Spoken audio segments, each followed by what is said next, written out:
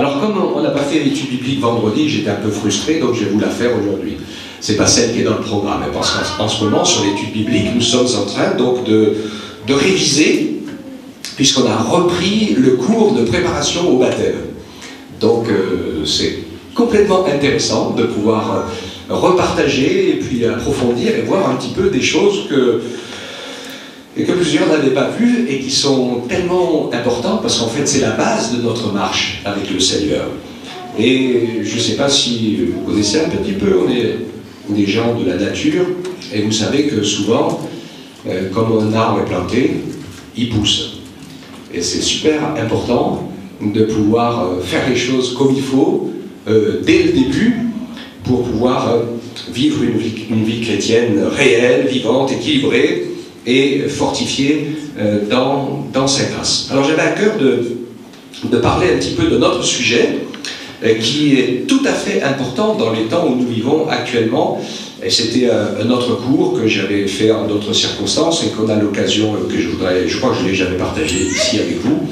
C'était à l'époque où on faisait des cours avec l'église de Limoges pour la préparation au baptême, pour la vie de leader et pour aussi la théologie de la parole. Et donc il y a là un sujet qui me semble intéressant parce que quand vous avez l'occasion de parler du Seigneur ou de voir ou d'entendre tout un tas de choses dans le monde aujourd'hui. Alors avec Internet, avec le téléphone, il y a tout un tas de possibilités. Maintenant on entend toutes sortes de choses. Et je voudrais qu'on puisse ensemble replacer quelques éléments précis pour voir où on se situe et comment rester dans une vie réelle, équilibrée de la foi et de la marche avec le Seigneur. Alors le titre de ce message, c'est donc religion, groupe confessionnel ou mouvement sectaire. Nous allons découvrir d'ailleurs qu'il n'y a rien de nouveau sous le soleil. Si nous étudions un peu l'histoire de l'Église, dès les premiers siècles, nous verrons que les virages qui ont été pris dans les premiers siècles de l'Église se retrouvent maintenant dans ces temps qui sont les derniers, comme dit l'Écriture. J'appelle cela l'effet sablier. C'est un thème qui revient et qui est récurrent quand on fait l'étude et le partage du livre de l'Apocalypse. Alors, l'effet entonnoir au sablier, je ne sais pas ce qui va le mieux. Moi, j'avais l'image, pas forcément le temps qui passe, mais l'idée qu'au début, il y a tout. Et puis, au fur et à mesure que le temps avance, dans l'Église chrétienne, la première, il y a tout. Et puis, au fur et à mesure que le temps arrive, que le temps avance, eh bien, on s'aperçoit qu'il y a un certain nombre de choses essentielles et fondamentales de la vie des vrais chrétiens qui disparaissent. Et presque beaucoup de choses disparaissent. La seule chose qui va continuer à exister d'un bout à l'autre, dans des dénominations différentes, c'est tous ceux qu'on a appelés les anabaptistes. Est-ce que quelqu'un ne connaît pas la signification de ce nom-là? Bon, quelques-uns. Ok, ça marche. Hein. Alors, étaient traités par la grande religion officielle d'anabaptistes, tous ceux qui refusaient le baptême par immersion, enfin par aspersion des enfants. Donc les chrétiens, fidèles à la parole, telle que Jésus l'a toujours enseigné, et ça s'est toujours passé, eh bien, se sont fait traiter d'anabaptistes parce qu'on continue, et nous, aujourd'hui, on continue toujours, donc nous sommes des anabaptistes, par rapport aux autres, à être des gens qui voulons baptiser des adultes et par immersion totale, en les trempant dans l'eau, comme Jésus nous en a montré l'exemple. Alors, ce n'est pas mon propos ce matin de parler de cela, puisqu'on va en parler bientôt dans le cours, puisque ça sera le sens du mot baptême, qu'est-ce que ça veut dire et qu'est-ce que ça représente. Mais juste pour vous parler de ce que je viens de vous dire ici, le groupe de croyants aimant Jésus, le servant, qui a parfois été très minoritaire, toujours persécuté, la plupart du temps. Et je ne veux pas vous donner un peu les dénominations. Il y avait des dénominations que vous trouverez dans les dictionnaires, où il y avait des gens qui avaient parfois des doctrines, des théologies pas tout à fait bibliques. Il faut quand même reconnaître que dans de longues époques, les gens étaient illettrés, et puis de toute façon, ils n'avaient pas la Bible. Donc ils ne pouvaient, la plupart, connaître et croire et comprendre que ce que les autres leur avaient dit. Alors si quelqu'un qui sait lire, écrire, et parler, et réfléchir, et qui vous dit des choses qui sont plus ou moins vraies, d'accord, c'est pas évident. Ce que je voudrais pour nous ce matin, et je pense que ça c'est important, qu'on puisse faire deux distinguos. D'abord, c'est que le monde n'est pas né avec toi, comme beaucoup de gens. Un jour, je rendais témoignage de la vie nouvelle, de la conversion à Jésus avec une dame religieuse, qui était très croyante dans sa religion, et elle m'expliquait comment elle avait vécu sa foi dans sa religion, puis à la fin elle me dit, mais monsieur, ça a toujours été comme ça. Ah, je lui dis alors, vous manquez un peu de recul, parce que il y a 500 ans avant vous, c'était pas comme ça, il y a 1000 ans avant vous, c'était pas du tout comme ça, il y a 2000 ans avant vous, ça n'avait rien à voir avec ce qui était maintenant. J'ai dit, madame, avec tout le respect que je vous dois, le monde n'est pas né avec vous. Et il ne mourra pas avec vous non plus. Donc c'est important d'avoir un certain recul et de savoir que les choses peuvent changer, elles peuvent changer très très vite. Et quand je lis ce que dit Jésus, son enseignement, les apôtres, la base et le fondement de la foi chrétienne, et quand je vois beaucoup de choses aujourd'hui, de gens qui se disent chrétiens, ce qu'ils disent, ce qu'ils pensent, ce qu'ils croient, ce qu'ils font, non seulement n'a plus rien à voir avec ce qui est écrit dans la parole, mais parfois même est contraire à ce qui est écrit dans la parole, et voire donc dangereux pour la foi. On va découvrir ensemble que souvent, les sectes ont les mêmes caractéristiques que les grandes religions. C'est juste une question de nombre. Alors, on fait une réflexion entre nous. Quelle est la différence entre, moi j'ai dit divers groupes confessionnels, parce que je suis archi convaincu, et je pense que c'est important pour nous, qu'aucune église ne détient la vérité. Est-ce que vous êtes d'accord avec ça? Personne ne détient la vérité, parce que la vérité, c'est une personne. C'est beau quand même. La vérité, c'est Jésus.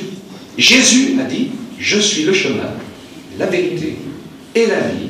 Nul ne vient au Père que par moi. Et que je sache, personne n'a encore jusqu'à aujourd'hui réussi à mettre Jésus dans sa poche, dans son cerveau, dans son sac, dans son cartable. Il est la parole de Dieu faite chair, qui est devenu fils de Dieu, et qui est venu révéler l'amour du Seigneur. Il y a une multitude de choses, j'en ferai allusion un peu. On verra pourquoi Jésus est différent de tous les autres leaders de grandes religions. Parce que tous les leaders des grandes religions sont tous nés, je veux dire, leur doctrine, leur théologie ou leur religion est née en même temps qu'eux. D'accord? Mais pas la foi chrétienne de Jésus. Parce qu'il est annoncé dans l'Ancien Testament depuis des siècles et des siècles, bien avant, dans les moindres détails. Il ne s'est pas annoncé lui-même, mais il est venu, et quand il est arrivé sur la terre, toute sa vie sur la terre, jusqu'à sa résurrection, est l'accomplissement de toutes les prophéties que Dieu a annoncées par tous les prophètes de l'Ancienne Alliance, partout, dans tous les temps. Alors il y a un prophète qui dit aussi qu'il est annoncé.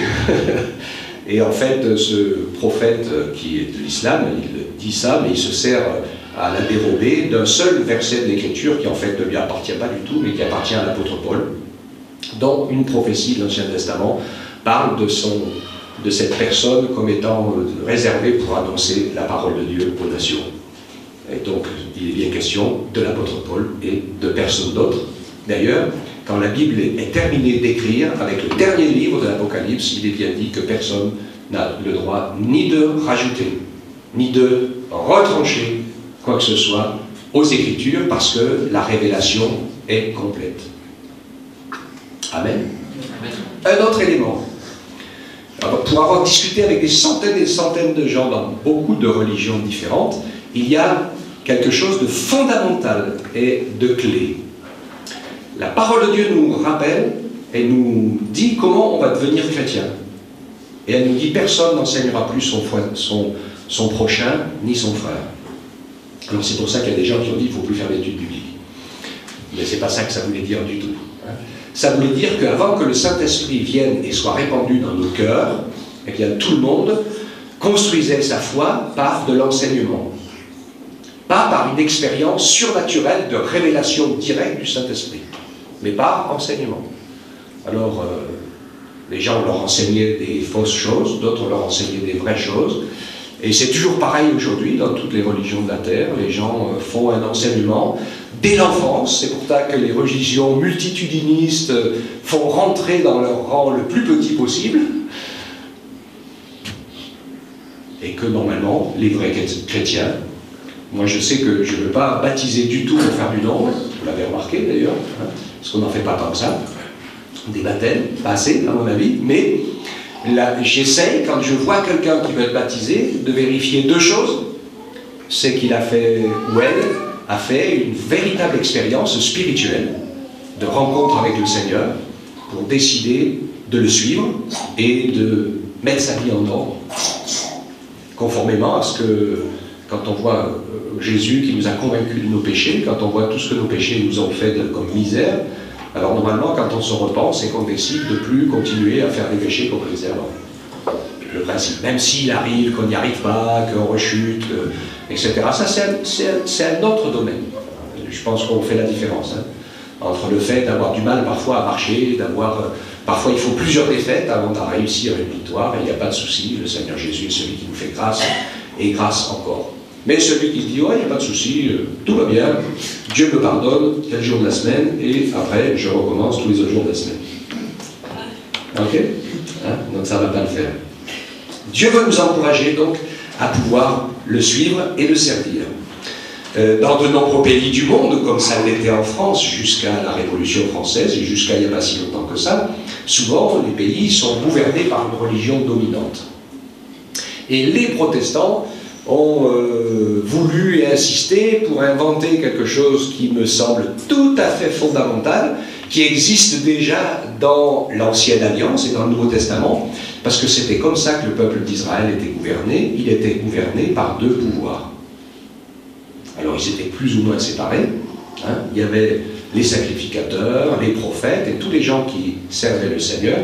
Et puis, autrement, après, il y avait les rois, même si certains de ces rois, et vous le voyez, comme David était des rois très spirituels, alors c'était vraiment super pour le peuple. Et puis vous aviez des fois où les rois, ils n'étaient pas spirituels du tout, mais alors pire que tout, lisez la fin des chroniques, la fin des livres des rois, et vous verrez que ça a été une catastrophe, un carnage affreux, parce que tout était mélangé au début entre le vrai et le faux, puis qu'à la fin, le vrai a été jeté par-dessus bord, et il n'y avait plus que le faux d'enseigner. D'accord ? Cette séparation de l'Église et de l'État et des pouvoirs est quelque chose qui est complètement intéressant. Et on sait donc que, là on le fera aussi dans le cours biblique, parce qu'après je vous expliquerai comment fonctionnent les diverses églises chrétiennes ou religions, particulièrement en France, parce que c'est important de le savoir, avec des lois statutaires bien précises. Et ça c'est bien sûr intéressant. Alors quand je parle différence entre les groupes confessionnels, et vous allez comprendre de quoi je veux dire tout à l'heure, c'est-à-dire ces anabaptistes, qui sont des chrétiens qui veulent obéir à Dieu en se faisant baptiser adultes pour devenir disciples. Au milieu d'eux, ceux qui sont les plus connus des temps modernes sont les baptistes. Parce que c'est pour ça qu'on les a appelés comme ça. Hein, parce qu'ils étaient, parmi les anabaptistes du siècle dernier et d'avant même déjà, des gens qui annonçaient la parole et savaient que s'engager avec Dieu, c'était une décision adulte, réfléchie. Et ça, on va dire qu'on est presque un petit peu au bout de la chaîne. Et quand je reviens sur l'effet sablier, nous allons voir qu'après la persécution, donc arrive tout un tas de fausses doctrines qui vont aller jusqu'à un moment très particulier, justement, où l'Empire romain s'empare de la foi chrétienne. À partir de ce moment-là, les gens deviennent chrétiens par choix politique. Ah, oh, il n'est plus question de la nouvelle naissance. Donc ceux qui ont vu venir, les anabaptistes, ont été très mal vus. Mais la majorité des gens ont employé la religion de l'État. Alors c'est très intéressant parce qu'à un moment donné, l'Empire romain s'est coupé en deux gros morceaux, dont on a toujours les conséquences aujourd'hui. Vous avez l'Église catholique romaine et l'Église catholique orthodoxe. avec l'Église d'Orient et l'Église d'Occident, ça a été l'Empire romain coupé en deux. Donc l'Église est coupée en deux, selon la politique de l'époque. D'accord? Après, il y a un phénomène très particulier aussi, c'est que on a retrouvé des religions, on appelle les chrétiens syriaques, les coptes ou d'autres religions, qui sont parmi les plus anciennes écoles de disciples chrétiens dans les premiers siècles, et qui, finalement, c'est ce qui arrive. Il faut qu'on fasse très très attention avec le temps, avec l'usure. Vous savez ce qu'on fait? On s'habitue, on s'endort, et puis les générations qui arrivent derrière n'ont rien vécu de ce que les parents ont vécu. Donc on prend la religion des parents sans avoir fait une vraie rencontre avec le Seigneur. Ou on ne la prend pas du tout d'ailleurs. Et donc, on revient à la clé qui est vraiment l'expérience avec le Seigneur. Je voudrais qu'on fasse donc la première définition qui nous montre ce que c'est. Quand on regarde dans le dictionnaire, le mot religion, c'est culte à la divinité, foi et conviction religieuse. Quand on regarde ce que c'est le mot secte dans le dictionnaire, c'est ensemble de personnes confessant la même doctrine, ensemble de ceux qui se sont détachés d'une communion religieuse. Donc quand Jésus est venu avec ses disciples et qu'il les a emmenés à sa suite et que de nombreuses personnes, après la mort et la résurrection de Jésus, se sont convertis au Seigneur, partout on appelait l'Église chrétienne naissante une secte. C'est ce que les religieux juifs disaient, la secte du Nazaréen, et l'Empire romain disait exactement la même chose. Quand je vous dis ça, c'est pour vous montrer que c'est juste une question de nombre. Ça, c'est la définition humaine. Les Mormons, par exemple, aux États-Unis, sont restés catalogués sectes pendant très longtemps, comme les témoins de Jéhovah. Et ils ne le sont plus aujourd'hui, parce qu'ils sont humainement reconnus comme suffisamment nombreux. D'accord? Voilà, c'est comme ça que ça se passe dans ce monde. Mais la Bible a d'autres critères. La Bible a d'autres critères, et je prends juste en passant un verset de Paul quand il écrit aux Galates, et nous allons voir que pour l'Écriture, être secte, c'est s'éloigner de la vérité biblique. Et Paul disait aux Galates, mais si nous-mêmes, ou un ange du ciel, vous annoncez un évangile différent, il dit nous-mêmes, hein, ou un ange du ciel, s'il vous annonçait un évangile différent que ce que nous avons annoncé, qu'il soit anathème, ça veut dire qu'il soit maudit de Dieu. D'accord? Donc il pourrait être question ici d'évangiles différents que celui annoncé par Jésus et ses apôtres. Et c'est pour ça que le défi de l'Église est de parler, de garder et de transmettre fidèlement le message de la parole de Dieu. Quand on fait l'étude du livre de l'Apocalypse et qu'on lit les 7 lettres de l'Apocalypse, on s'aperçoit que dans la dernière, les 2 dernières lettres, qui représentent la même époque, parce que ce livre de l'Apocalypse, c'est un livre c'est génial. Vous avez l'état de 7 églises différentes qui représentent à peu près un panel, comme si on faisait, voilà, famille française. Et puis, famille française, vous faites 7 modèles de famille, à peu près. Puis comme ça, vous savez que vous avez à peu près trouvé tous les cas de figure. Si vous faites famille française aujourd'hui, vous verrez que la famille montante, c'est monoparentale. C'est une réalité, c'est famille française. C'est beaucoup catastrophique pour les enfants, mais c'est comme ça, c'est une réalité. Alors, je reviens à mes lettres, hein, c'est, voilà, telle église. Alors la première, eh bien, on voit qu'elle est toute très bien, sauf qu'elle s'endort dans la foi, dans son premier amour. Après, la deuxième, on voit qu'elle rajoute des trucs, en plus de la foi, des manières de faire, etc. L'autre, elle rajoute des paroles, des idées, des doctrines qui n'ont rien à faire avec la foi, etc., etc. Et puis, l'avant-dernière, elle s'appelle Philadelphia. Alors, c'est très intéressant parce que cette avant-dernière, on s'aperçoit qu'elle vit dans un temps très particulier. Elle a un élément fort que Dieu dit par 2 fois, tu as gardé ma parole. Tu es la gardienne de ma parole. Je te garderai à l'heure de l'épreuve qui va venir dans ce monde. Et en fait, quand je vous dis que ces 7 lettres sont une photo de l'état de l'Église de l'époque, elles sont aussi une photo de l'état de l'Église aujourd'hui, Et en même temps, les 7 lettres sont une prophétie de l'histoire de l'Église au travers des siècles, jusqu'à nous aujourd'hui. Donc ça, c'est impressionnant. Donc l'avant-dernière, Philadelphia, elle correspond à tous les chrétiens croyants fidèles qui s'accrochent à la parole et qui veulent vivre et expérimenter la parole de Dieu. Et puis la dernière, la toute dernière, c'est la Odyssée, c'est l'Église infidèle dans laquelle le Seigneur n'est même plus dedans. Il dit, tu dis je suis riche, je me suis enrichi, je n'ai besoin de rien. C'est ça les grandes religions de ce monde. Hein. Elles ont du pouvoir, de la reconnaissance, une grande autorité. Et Jésus lui dit, c'est tout le contraire. Tu es pauvre, misérable, aveugle et nu. Toutes tes richesses, elles sont terrestres. Ta puissance, elle est terrestre. Tout ce que tu as, c'est pour la terre, mais pour le ciel, il n'y a rien du tout. Et le pire, c'est que je me tiens devant la porte et que je frappe pour entrer. Ça veut dire que je suis dehors. Bon, je vais être très très sévère dans ce que je vais dire, mais c'est le livre de l'Apocalypse qui le dit. Elle l'appelle la grande prostituée. Pourquoi la grande prostituée? Parce que c'est celle qui dit qu'elle est mariée avec Dieu, avec Jésus, mais qui couche avec tous les autres. Ok? Eh oui. Qui partage tous les pouvoirs, toutes les... Peut-être que ça nous parle un peu en ce moment, ce genre d'argument que je vous donne. Quand on regarde ce qui se passe, donc le Seigneur va nous montrer que pour lui, donc, est sectaire, tout ce qui s'éloigne de la vérité biblique. Et même si au début, il n'y avait que Jésus, ses 12 apôtres, après rapidement les 70, après il y a eu rapidement les 120, après les 3000, les 5000, etc. Ça a été très très vite, mais au début, même s'il n'y en a qu'une poignée, ils sont dans la vérité parce qu'ils ont laissé le Seigneur se révéler dans leur cœur pour les amener à être sauvés, à comprendre qui est Jésus.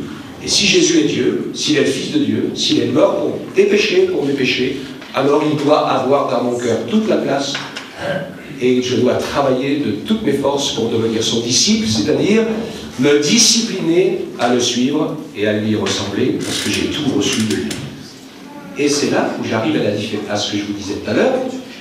Le point clé, c'est que c'est pas par enseignement que l'on devient chrétien. C'est par la nouvelle naissance. Et c'est pour ça que Jésus disait à ce fameux homme religieux, Nicodème, docteur de la loi, enseignant les enseignants religieux. Et il dit, tu sais pas ça? Il dit, pour voir le royaume de Dieu, il faut naître de nouveau. Donc, il faut faire une expérience avec le Saint-Esprit. Et pour entrer dans le royaume de Dieu, il faut naître de nouveau. C'est une expérience spirituelle merveilleuse, qui est la seule qui nous ouvre les yeux et qui nous ouvre les portes pour pouvoir rentrer dans la présence du Seigneur. Et c'est dans cela que ce n'est pas un enseignement. Il y a même des gens qui connaissent toute la vérité, qui connaissent presque la Bible par cœur, mais qui ne sont pas des nouveaux. Qui n'ont pas laissé le Saint-Esprit faire naître en eux la vie de Dieu. Et c'est tellement important pour nous d'être pointus et attentifs à ce sens-là. Hein? Dieu veut donc nous encourager. Alors, vous avez vu la différence entre les religions et la foi? Quand vous étudiez la vie des dirigeants religieux, vous verrez que la plupart du temps, quelle que soit leur religion, même dans les pays d'Asie ou autres, leurs théologies sont nées avec eux, etc.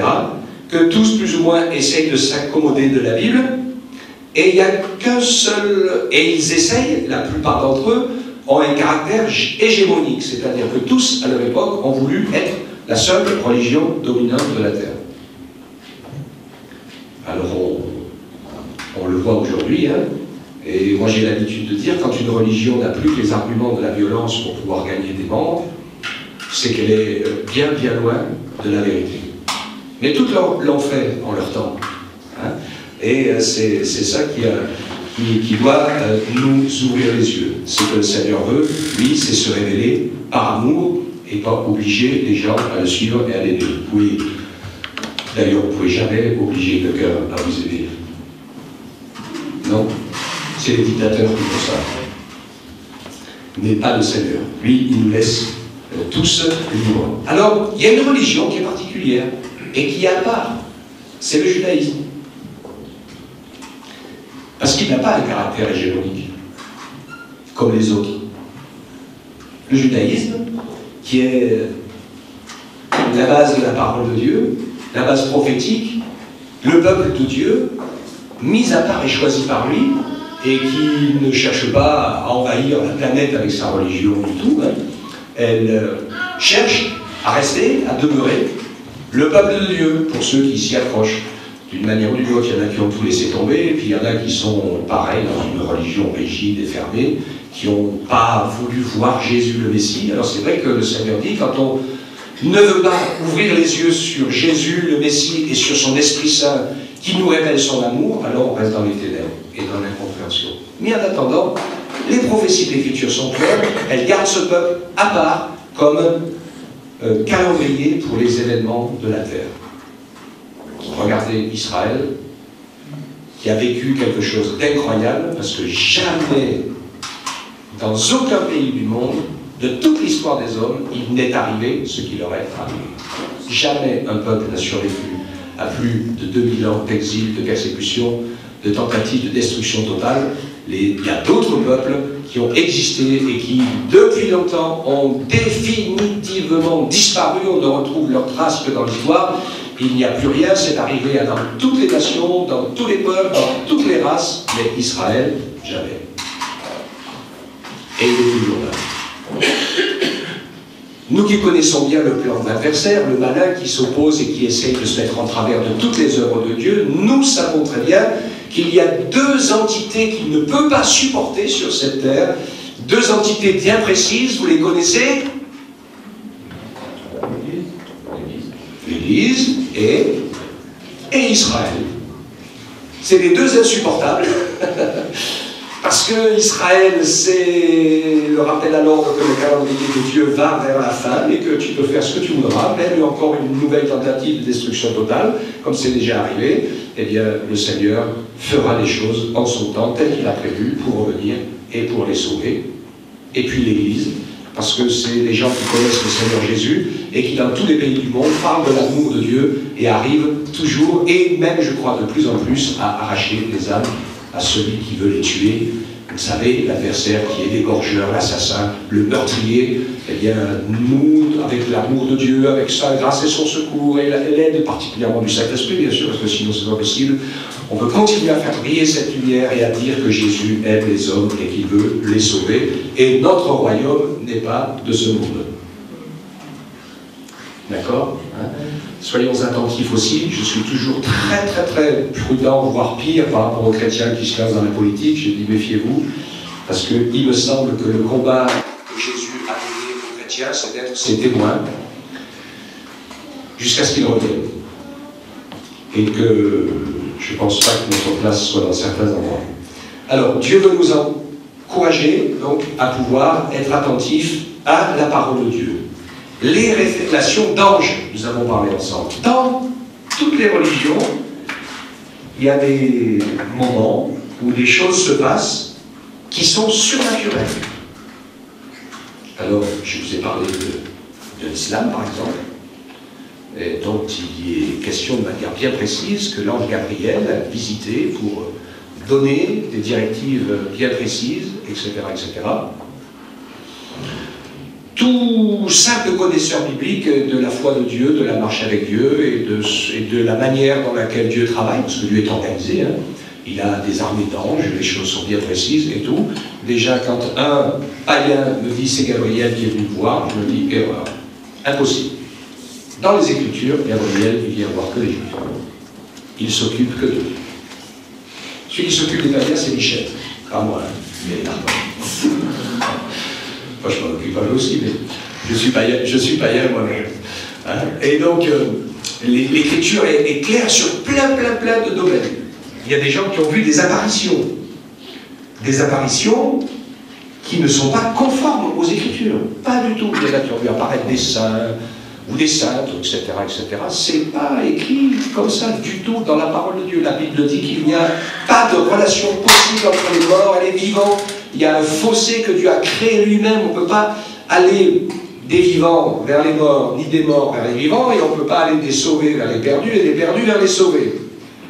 La Bible est claire à ce sujet-là. Quand le temps s'arrête, eh bien, l'être qui part dans l'éternité, perdu ou sauvé, sans retour possible. Il y en a qui ont fait un petit aperçu là sur une mort clinique, etc. Ils sont revenus, Jésus a ressuscité des gens qui étaient morts, hein. Il les a juste ramenés à la vie. Après un jour, ils sont morts bien comme il faut, définitivement. Hein. Voilà. Donc c'est clair de voir un petit peu les choses dans la parole. Donc, s'il se passe quelque chose, j'ai pas lu dans la Bible que Satan était capable de se déguiser même en ange de lumière, en femme, en homme, en ange, en tout ce que vous voulez, pourvu que ça ne dise pas les choses qui sont écrites dans la parole. Parce que dans la parole, il n'y en a qu'un seul qui guérit, c'est Jésus. Il n'y en a qu'un seul qui pardonne les péchés, c'est Jésus. Dans les Écritures, il n'y en a qu'un seul qui est ressuscité des morts, au sens il a vraiment repris vie dans un corps glorifié et qui est illimité en toute chose parfaite et autre, c'est Jésus, même le Coran le dit, que c'est lui qui va revenir, pour dire, je ne sais pas quoi, pas la vérité, d'après ce qui est écrit dedans, mais en fait, en attendant, il n'y a que lui qui revient. Il ne peut pas faire autrement, personne ne peut faire autrement, parce que ces choses, ces religions, ces livres inspirés le sont par les ténèbres, et ils savent qu'il y a déjà des rendez-vous qui sont incontournables. D'accord? Donc, nous devons être attentifs à la parole. La Bible nous dit que l'adversaire, dans ces temps qui sont les derniers, va essayer de faire toutes sortes de miracles jusqu'à séduire les élus, si c'était possible. J'aime bien le si c'était possible, parce qu'en réalité, normalement, ceux qui sont nés de nouveau par le Saint-Esprit, ils sont inséductibles. Parce qu'on connaît, vous vous rappelez ce que je vous ai dit dimanche dernier, on connaît la voix du berger. On a les petits enfants à la maison, là. Alors Marie-Hélène leur écouté un disque avec, comment c'était? C'était le loup et les petits biquets, la chèvre et les petits biquets. Hein? Ça vous dit, vous connaissez l'histoire? Non, personne ne la connaît, je vais vous la raconter, le loup et les petits elle est petits chevrons, hein. Alors la maman, elle s'en va faire les courses, elle dit, vous leur ouvrez pareil quand le loup, il arrive avec sa grosse voix, je suis votre mère. Après la pâte blanche et tout ça, ça vous dit quelque chose, elle finit par les tromper. Mais, donc, c'est une réalité qui est super importante pour nous d'apprendre, bien sûr, de lire la parole, de la méditer, de réfléchir, de s'habituer à la voix de Jésus, de s'habituer à la personne de Jésus, de s'habituer au caractère de Jésus. Des fois, on lui fait dire et on lui fait faire des choses qui ne correspondent pas du tout à sa nature ou à sa personne. D'accord? Ça commence par une idée sentimentale. C'est sentimental. Hein? Quand Siméon parle à Marie, il lui annonce un peu ce qui va se passer, où tout d'un coup, elle y est pour rien, d'avoir trouvé une place. On lui a donné une place incroyable à Marie, qui n'est pas du tout dans la parole de Dieu, puisque il lui a dit, dans sa personne, une épée va te transpercer l'âme. Donc il va se passer un phénomène terrible dans ta tête. Il va falloir que tu meures à tes sentiments de mère pour que tu te repentes de tes péchés et que tu vives dans les sentiments d'un seul salut possible, c'est celui que Jésus te donnera à toi comme à tous les autres. D'accord? Alors, j'aime à dire, et à le souligner, Marie n'a pas été choisie parce qu'elle était la seule et l'unique fille de ce niveau-là. Il y a des critères très très précis pour le choix. C'est qu'il était absolument nécessaire qu'elle soit vierge, bien sûr. Mais bon, elle était presque toute à cette époque-là. C'est presque une question de vie ou de mort dans ces cultures-là, de toute façon. Donc, il n'y a pas de souci. Qu'elle soit, bien sûr, croyante dans la crainte de Dieu et dans la capacité de la foi pour les promesses. Mais bon, là, il n'y a pas qu'elle, il y en a plein qui ont accepté et reçu les promesses. Et en fait, le seul critère qui est important pour elle, c'est que son époux Joseph et elle sont des descendants directs du roi David. Et c'est la seule chose qui fait le choix du critère différent par rapport aux autres. Parce que le Messie, Jésus, devait obligatoirement descendre de David. Dans la généalogie. D'accord? Donc c'est pas la qualité de la personne, c'est ses ascendants. C'est super important de connaître ces choses-là. Ok? Donc Dieu nous encourage à pouvoir ainsi, eh bien, utiliser et ne nous servir que de sa parole. Un autre critère par rapport à tout ce qui est sectaire, c'est un homme à la tête. Alors, c'est bien défini, ça, dans... Je ne sais plus comment il s'appelle aujourd'hui, il y avait la Mivilude, je ne sais pas quoi, il y avait des cellules de surveillance des milieux sectaires, etc. Eux, ils ont un réflexe très très facile et très très rapide, c'est le système pyramidal. Vous connaissez le système pyramidal? C'est un chef, des sous-chefs, des sous-sous-chefs et des petits qui font ce qu'on leur dit, sans discuter. Ça vous dit ça? Bon. La parole de Dieu est complètement contre ces choses. Elle nous montre, et le Seigneur nous l'a montré, et il l'a fait avec ses disciples. Nous sommes tous égaux devant le Seigneur. Il n'y a pas de grands, il n'y a pas de petits. Nous avons des rôles différents.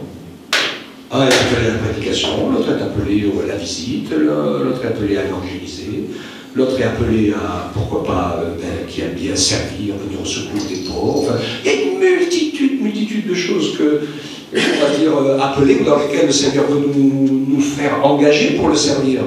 Et je veux vous dire de tout mon cœur, n'essayez pas d'avoir envie ou d'imiter quelqu'un d'autre parce que vous dites, ah, c'est une bonne place. Moi, je vous conseille une seule chose. Faites ce pourquoi le Seigneur vous a fait. C'est la seule chose qui est valable. Et si vous êtes fidèle dans ces choses que le Seigneur a mis sur votre cœur, et souvent, elles résonnent de manière assez naturelle en nous, ces choses-là, déjà d'origine. Vous vous rappelez quand je vous ai parlé de l'histoire du coiffeur? Qu'est-ce qui connaît l'histoire du coiffeur? Non? Marie-Hélène, oui, tu la connais, l'histoire du coiffeur. Pourtant, je l'ai raconté. Alors, je vous la raconte, vite fait, c'est important, hein? Parce que c'est un fait réel. On avait partagé ça dans une pastorale avec le pasteur d'une grande ville d'Alsace, là-haut, et qui, quand il a pris cette église, a vu tout d'un coup un jeune arriver, un jeune qui était plus si jeune que ça, et qui revenait de mission, dans un état de délabrement total. Dans son cœur, il avait reçu un appel pour servir le Seigneur, dont son interprétation lui a fait penser qu'il serait certainement un assez bon évangéliste. Donc il s'est formé, il a fait l'école biblique, et puis il s'est arrangé, il a passé toutes les portes qu'il a vues pour aller même jusqu'en Afrique. Et tout ce qu'il a essayé de faire s'est effondré, et plus ça allait, moins ça allait. Et il a été obligé de rentrer en France parce que c'était une catastrophe ce qui se passait dans sa vie, dans son service. Donc il n'y avait rien qui allait. Il est arrivé et revenu dans cette église d'où il était parti, mais ce n'était pas ce pasteur à l'époque. Et donc lui, il redécouvre tout ça. Et il dit, quand je l'ai vu dans cet état dans mon bureau, je me suis dit, qu'est-ce que je vais lui répondre? Je ne sais pas quoi lui dire, je ne sais pas quoi penser. Et puis il a eu une idée. Il lui dit, et s'il n'y avait pas l'appel de Dieu, le service, le ministère, tout ça, missionnaire, si tout ça, mets-le de côté, toi quand tu étais jeune, que tu étais à l'école, tu avais envie de faire quoi? Coiffeur. Alors il a dit, ben, je te propose, fais coiffeur. Et puis tu verras bien. Hein. Et donc il a fait une formation professionnelle, comme ça se fait aujourd'hui, etc. Puis il a travaillé avec un patron, puis après il a travaillé avec un associé. Ça s'est plus ou moins bien passé. Finalement, eh bien, il a réussi à reprendre un salon de coiffure à son propre compte. Et là, il s'est retrouvé tout d'un coup l'évangéliste du salon de coiffure. Les gens venaient, il leur parlait du Seigneur, il en a emmené des dizaines à l'église, l'œuvre de Dieu s'est faite, il y en a qui venaient se faire peigner tous les matins pour écouter la parole du jour, pour qu'ils puissent prier pour lui, etc. Il dit, c'est incroyable, je sers le Seigneur et en plus il me paye. Hein? Donc il était coiffeur évangéliste. Alléluia. Il n'y a pas de souci. Hein? Il a réussi à trouver que, voilà, finalement, le Seigneur le voulait là, tout simplement. Alors il n'a pas forcément perdu son temps non plus. Les mauvaises expériences servent. Aller à l'école biblique, ça ne fait jamais de mal, de toute façon, parce que ça lui a appris plein de choses dans la parole et des moyens d'interprétation essentiels. Et dans cette situation-là, eh bien, finalement, il s'est retrouvé heureux dans la joie de pouvoir servir le Seigneur avec tout ce qu'il y a eu et de fait dans sa vie. Amen. Donc, non, pas un homme à la tête. Ok, hein? On prie ensemble, on réfléchit ensemble. S'il y en a qui ont des idées, on essaye de voir. Moi, ce que je veux dire, parce que c'est important dans l'enseignement, des idées pour faire quelque chose, il n'y a pas de souci. Peut-être ça se fera, peut-être ça ne se fera pas. J'ai vu parfois dans quelques assemblées chrétiennes où quelqu'un avait une idée tellement forte et mise en tête que comme personne ne voulait suivre son idée, il a suivi son idée tout seul. Et puis il a fini par se retrouver tout seul. Mais je voudrais dire une chose, c'est que quand on a compris l'amour de Dieu qui s'exerce envers nous, et qu'on a compris l'amour qui est en Dieu, d'accord, et qu'on comprend que, en fait, toutes les paroles de Jésus, des apôtres ou autres, sont pour nous mettre à l'école de cet amour, pour que l'amour que nous avons reçu de Dieu, nous apprenions à le donner, jusqu'à même à nos ennemis, parfois, ou peut-être ceux qui ne sont pas d'accord, etc., etc., je m'aperçois que le cœur de l'évangile, la clé de l'évangile, c'est ça. C'est pas de faire à tout prix tout un tas de choses, c'est de réussir à partager et à vivre l'amour de Dieu ensemble. Amen. Parce que c'est ça qui parlera au monde. Parce que des grandes œuvres extraordinaires dans ce monde, il y en a qui en ont fait des bien plus belles que nous. Seulement, ce que Jésus a dit, c'est que c'est à ce que vous vous aimez les uns les autres que le monde verra que vous êtes mes disciples. Parce que ça, sans la puissance du Saint-Esprit de Dieu, c'est juste impossible. Ok? Et la vraie démonstration, elle est là. Après, le reste, c'est secondaire. Moi, perso, je ne sais pas vous, je me suis rendu compte que Dieu est capable de changer les temps et les circonstances. Je le vois, c'est flagrant avec l'expérience, c'est très intéressant. Quand quelqu'un se convertit au Seigneur et qu'il arrive, l'amour de Dieu, waouh, c'est la révolution. Ça, c'est le premier amour, c'est ce qu'on appelle. Hein, c'est génial. Après, il arrive dans l'église, il dit, oh là là, c'est un endroit génial, cette église. Ça, c'est jusqu'à ce qu'il commence à apprendre à connaître les gens. Rapidement, au bout de 6 mois, 1 an, il dit, il y a pas d'amour dans cette église. D'accord? On a tous vu ce... Et vous ne trompez pas, en fait. C'est l'école de Dieu. Parce qu'au début, tu arrives, tu vois l'amour de Dieu. Après, tu continues, tu vois l'amour des frères et sœurs, parce que c'est ce que le Saint-Esprit permet. Et puis après, tu vois que des fois, il n'y a pas d'amour du tout, parfois même de la dispute et de la haine. Après, tu te demandes, même si les gens sont certains, hein, si ce sont chrétiens, pas chrétiens, il y a plein de choses qui se passent. Mais en fait, cette école-là, c'est que le Seigneur dit, tu dois apprendre à aimer.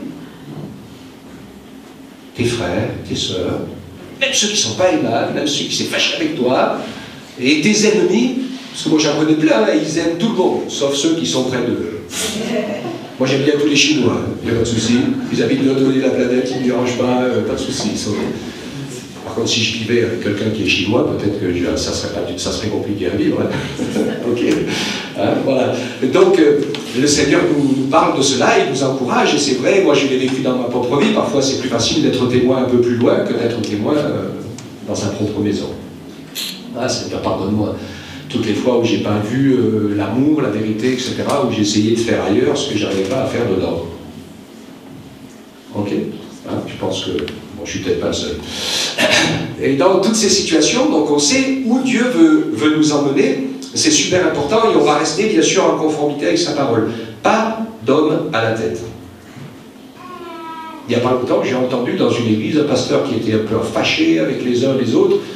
Il veut absolument rester là à tout prix, en se disant c'est Dieu qui veut que je sois là. Tout le monde est en train de se diviser complètement sur lui. Il a dit d'abord il y a Dieu et après c'est moi. Oula. Oula. Attention, danger, ok? Donc on le voit, dans les grandes religions de ce monde, hein, il y a des leaders, il y a des organisations pyramidales. D'autres livres ou d'autres écrits que la Bible. Il y a la Bible, mais pas que. D'accord? Ou alors, comme certains, vous avez une Bible qui est traduite, mais de manière complètement exagérée. Vous avez une Bible où dans le Nouveau Testament, vous avez le mot Jéhovah à plein endroit, c'est complètement exagéré, parce que dans le Nouveau Testament, des textes originaux, il y a une fois, c'est à peu près sûr, une deuxième fois avec un gros doute, c'est tout. Mais pas à toutes les Bibles. Alors, comme j'ai dit à quelqu'un avec qui j'ai discuté, de toute façon, vous appelez Dieu par son nom de famille, il dit, moi, mon père, je ne l'ai jamais appelé chose. Comme on vit ensemble et qu'il est mon papa, je l'appelle papa. Parce qu'on se connaît bien, on n'est pas des étrangers. Il y a des étrangers que j'appelle par leur nom de famille. Donc, pas d'autres livres. Alors, vous regarderez, il y en a plein. Et donc, dans cette traduction-là, alors, ils n'ont pas trop d'autres livres, mais Normalement, quand vous allez chez eux, vous étudiez les livres qui parlent du sujet. Vous voulez étudier le salut, vous étudiez le livre et vous cherchez les versets. Vous voulez parler de la mort ou de la vie après la mort, vous étudiez le livre et après vous allez chercher les versets. Alors je vais vous dire que ça, c'est un principe qui est anti-biblique. Parce que vous pouvez faire dire à la Bible tout ce que vous voulez. Ouais. Celui qui ne hait pas son père, sa mère, ses frères, n'est pas digne de moi. C'est écrit dans la Bible. Et ne me suit pas. Mais il ne faut pas le sortir du contexte. Parce que Paul, il écrit un peu plus loin aussi, il dit celui qui ne prend pas soin des siens, il est pire qu'un infidèle. Donc il faut bien comprendre ce que Jésus voulait dire dans ce contexte-là. Il voulait dire que l'amour qu'on a pour Dieu doit toujours être celui qui est le plus grand. Moi je me rappelle avant de me convertir, je disais oh, je ne comprends pas pourquoi Dieu il veut qu'on l'aime plus que ma propre famille. Je dois quand même aimer ma propre famille d'abord, je leur en faisais voir de toutes les couleurs. Et quand j'ai donné mon cœur à Jésus, j'ai complètement changé de comportement avec ma famille et j'ai compris que oui, si je mettais l'amour de Dieu en premier dans mon cœur, il allait m'apprendre à aimer ma famille comme il faut. Voilà, parce qu'autrement, je les aimais, mais les pauvres, ils ont souffert. Ok, donc je les aimais pas. Parce qu'en fait, si on aime vraiment, on doit apporter du bien, pas du mal. Ok? Donc, pas d'homme à la tête, pas d'autres écrits qui sont là à la place de la Bible, pas de révélation particulière. Hein. Je vous ai parlé de Gabriel, qui ne parle pas aux païens. Vous avez les adventistes du 7e jour, témoins de Jéhovah et autres, après qui ont raconté, qui ont posé à plusieurs reprises des dates pour annoncer le retour de Jésus. Alors aujourd'hui, il ne s'en vante pas parce qu'il n'est toujours pas revenu. Marqué, il y en a dans les évangéliques aussi qui a écrit 2 bouquins sur le retour de Jésus. Bon, il les a envoyés à quelques pasteurs. Et comme Jésus n'est pas revenu à la date indiquée sur le manuel, on lui a demandé si Dieu s'était trompé ou lui.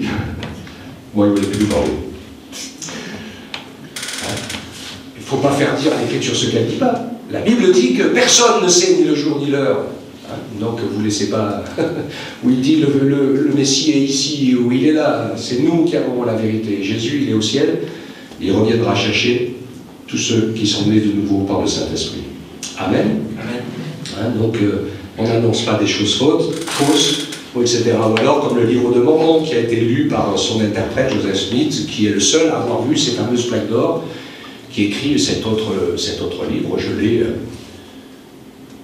Enfin, je ne sais pas. Finalement, vous ici, je sais, quand vous lisez beaucoup de ces livres-là qui essayent de tourner autour de la Bible, de se servir d'elle pour vouloir dire qu'elle a raison, ils ont ni queue ni tête. Donc, perdez pas votre temps. Lisez la parole. Mais si vous voulez les lire, il n'y a pas de souci, vous ferez votre propre opinion, s'il y en a qui veulent que je vous les prête. Hein, mais il n'y a rien à faire. Ça n'a pas mis longtemps pour que la parole de Dieu soit reconnue parole de Dieu. Hein. Alors je sais que dans certains endroits, même on a gardé des livres d'histoire qu'on a inclus dans la Bible. Hein. Ça, les religions chrétiennes ils le font facilement.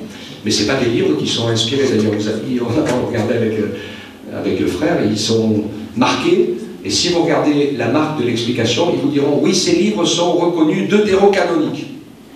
Oh, c'est un bien gros mot tout ça. Donc, ça veut dire qu'ils sont hors du canon inspiré par le Saint-Esprit. D'accord? Donc, on ne peut pas s'en servir comme parole de Dieu. Et c'est malheureusement sur ces livres-là que s'appuient beaucoup de choses qui ont à voir au sein, aux morts et tout ce que vous voulez, qui n'ont rien à voir avec ce que Jésus nous dit dans sa parole. Alléluia. Hein? Donc, si je vous dis un petit peu ces choses, c'est pour que les uns les autres, nous puissions nous fortifier dans la foi, dans la connaissance du Seigneur, dans les éléments, et que nous ne passions pas, comme je vous l'ai dit l'autre jour, pour des gens qui sont tenus dans l'ignorance par leurs dirigeants religieux. Parce que ça, c'est les principes pyramidaux de domination. Hein.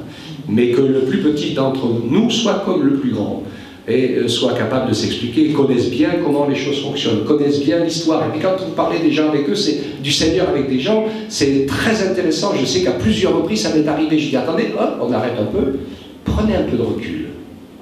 Sortez la tête du guidon et regardez l'histoire ancienne, et vous verrez qu'il y a beaucoup de choses qui, pour vous, sont des choses inébranlable parce que vous êtes né avec, mais vous avez moins d'un siècle, donc c'est que des petites choses, rien du tout. La vérité, elle est dans la parole. Jésus a dit, je suis le chemin, la vérité, la vie, nul ne vient au Père que par moi. Je voudrais terminer, je vous ai cité des versets, mais je vais terminer en vous en lisant un qui me semble une bonne clé pour la compréhension. C'est dans l'évangile de Jean, au chapitre 5. On va le voir ensemble. Je ne sais pas si je l'avais noté là-bas dans les versets.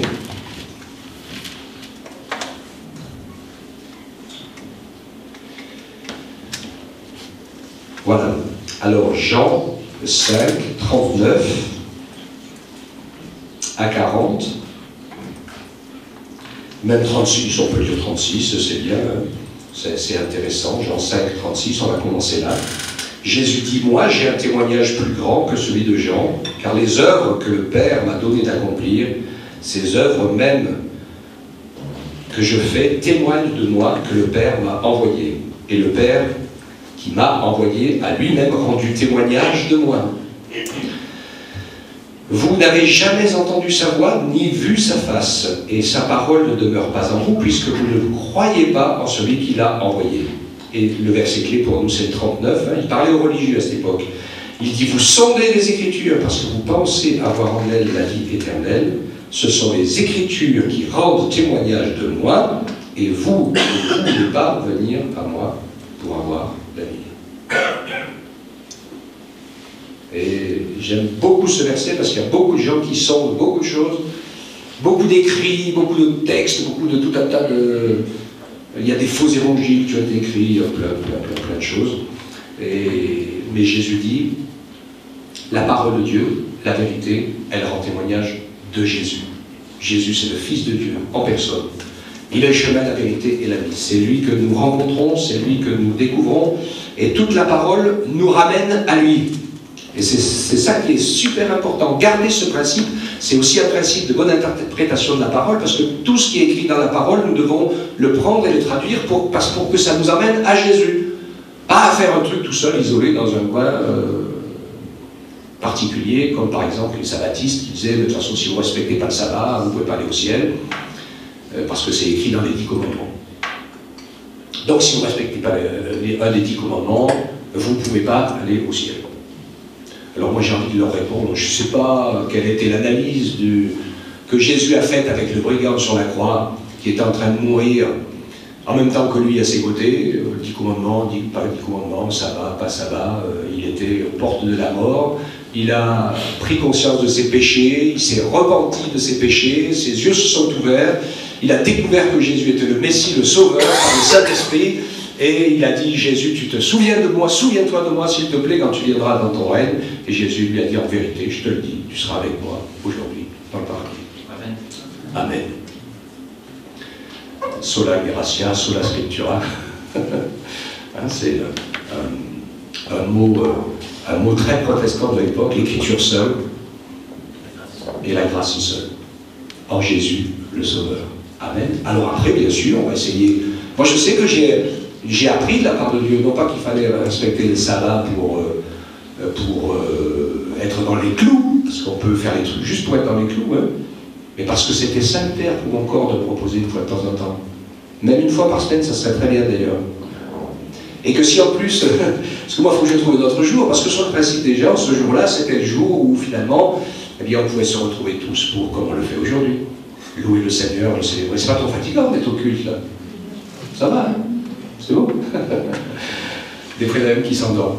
Donc, c'est le repos total. Ok. Et donc, dans cette situation-là, c'était à ce moment-là, bien sûr, des choses toutes simples qui sont là pour nous aider à vivre une vraie relation avec le Seigneur. Et je sais qu'une fois, j'ai été très très malade, très fatigué, et puis le Seigneur il m'a parlé au travers de ma femme. Ça arrive souvent que le Seigneur parle au travers de ma femme. Elle m'a regardé, elle m'a dit, t'es plus fort que Dieu, toi, parce que lui, il se reposait une fois par semaine. Le 7e jour, toi, jamais. Alors j'ai pris une gifle incroyable, parce que j'étais quand même très très très mal en point et très inquiet pour la suite de ma santé. Et la suite de ça, j'ai demandé pardon au Seigneur.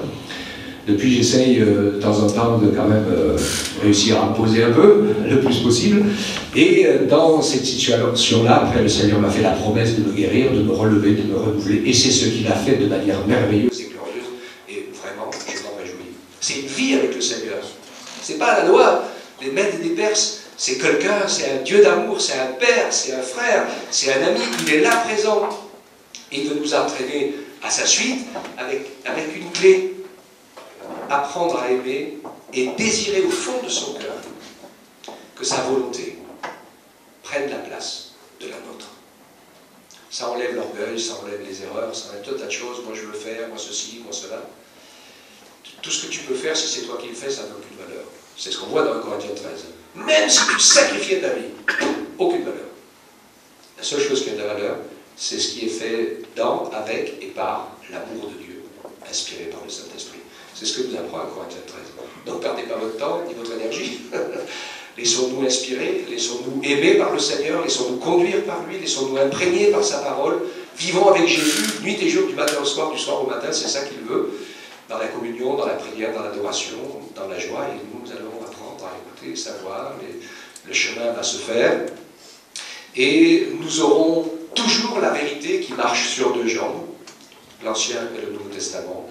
Le témoignage de la parole de Dieu et du Saint-Esprit, le témoignage de Dieu et des frères et sœurs. Il y en a qui vivent tout seuls. Dieu m'a dit, Dieu m'a dit, Dieu m'a dit. Fais bien attention, si tu marches que sur une patte, tu vas finir dans le fossé. Il y en a qui marchent qu'avec les frères et sœurs, ils font tout pour plaire aux autres, ils s'occupent que des autres. Et c'est ce qui se passe dans les religions qui s'endorment et qui décalent, parce qu'on veut tellement plaire aux hommes que la volonté de Dieu, on la laisse de côté. De toute façon, ils ne nous parlent pas, donc ils ne se dérangent pas. Et puis, on suit les hommes. Et c'est la chute dans le fossé. C'est le chiffre du témoignage, le chiffre 2. Tout marche toujours sur deux pattes. Ou sur deux. Je dis ça pour rire. Ouais, ok. Que Dieu soit loué, qu'il nous permette ainsi de nous laisser imprégner par toutes ces choses qui sont là dans sa parole et qui vont nous permettre, bien sûr, de marcher dans ses voies, de voir ce qui se passe autour. Dieu n'est pas là pour juger les gens, parce que, comme je dis, de toute façon, Dieu n'a jamais été le Dieu des étiquettes religieuses, quelles qu'elles soient. Il y a des gens qui vont le rencontrer partout, dans tous les milieux. Heureusement, parce que le Seigneur connaît l'amour de la vérité qu'il y a dans le cœur des autres. C'est important ça, hein? C'est essentiel. Et il y a plein de gens qu'on va retrouver avec le Seigneur, on ne les aura jamais vus nous, ici, mais dans leur cœur, il va se passer des choses, et puis au moment où il faut, ils vont se poser les bonnes questions, et ils vont ouvrir leur cœur, et puis le Seigneur va pouvoir les toucher, et les emmener au salut. Puis il y en a d'autres, ils ne veulent rien savoir. Hein? Ils sont bornés. Que Dieu nous aide à être enseignables, à être souples, à garder les critères et les principes bibliques pour pouvoir avancer, nous construire et nous solidifier, et que nous puissions faire tout ce qu'on peut pour aimer les autres, aller faire du bien autour de nous, prendre soin de ceux qui sont autour de nous, c'est tellement important, mais aussi entrer dans le service et l'œuvre que le Seigneur veut que vous fassiez. Parce qu'il y a peut-être, dans certaines familles, j'en connais quelques-uns, il y a plein de gens, ils ne voudraient pas que vous soyez là aujourd'hui. Mais c'est quand même vachement important que vous soyez là aujourd'hui. D'accord? Et oui. Parce que ça fait partie de notre service, c'est des choses dont on sait qu'on a besoin. On a besoin d'être ensemble, on a besoin d'étudier la parole ensemble, on a besoin de louer ensemble, on a besoin de partager le repas du Seigneur ensemble. C'est une réalité qui fait que nous exerçons notre foi comme ça ou autrement. Et c'est dans ce sens-là que Jésus disait, celui qui aime son père, sa mère, sa femme, ses enfants plus que moi, il n'est pas digne de moi. Alors bien sûr qu'on veut les aimer et tout ça, mais il y a des choses qui sont sur ton cœur. Dans la paix, dans l'amour, avance et fais ce que le Seigneur a mis sur ton cœur. Accomplis-le, car c'est sa volonté. Amen. Amen. Sois béni. On te loue, Seigneur, et te rend grâce. Ta personne est tellement incroyable. Tu es tellement merveilleux, Seigneur. Quelle grâce tu nous fais d'être un Père plein d'amour et de bonté, de fidélité. Quel bonheur tu nous fais, Jésus, de pouvoir être à nos côtés pour nous inspirer par ta parole, pour nous entraîner à aimer ton caractère et à nous laisser aller et entraîner dans les œuvres que tu as préparées d'avance pour nous, afin que nous les pratiquions. Garde-nous aussi dans la vérité, fais de nous ces gardiens de la parole. Nous voulons être cette Église fidèle qui garde ta parole, pour être aussi gardée au jour de l'épreuve qui vient sur ce monde, Et on sent bien que la colère gronde, que la guerre est aux portes. Mais garde-nous, Seigneur, et aide-nous à garder ta parole, à ne pas nous laisser entraîner par la folie du péché, mais à tenir ferme dans les choses qui te plaisent, qui te sont agréables, et à pouvoir montrer toujours ton amour, ta paix et ta joie à ceux qui nous entourent, afin d'en sauver le plus grand nombre. Permets-nous, Seigneur, d'aller à la rencontre de ceux qui ont besoin de te connaître, qui sont perdus dans la détresse, et qui ont besoin aussi d'être touchés par ton amour, que tu veux sauver. Peut-être les sauver comme au dernier moment, comme c'est arrivé au brigand sur la croix, mais jusqu'au bout, tant qu'il y a de la vie, il y a de l'espoir, et nous voulons vraiment nous attendre à toi. Merci pour ce que tu as fait dans chacune de nos vies, ce que tu vas faire encore, et ce que tu veux faire dans la vie des autres, par nous ou par d'autres. Merci pour tes bienfaits, Père. Nous te louons ensemble, et te rendons grâce et gloire dans le beau nom de Jésus, notre Sauveur.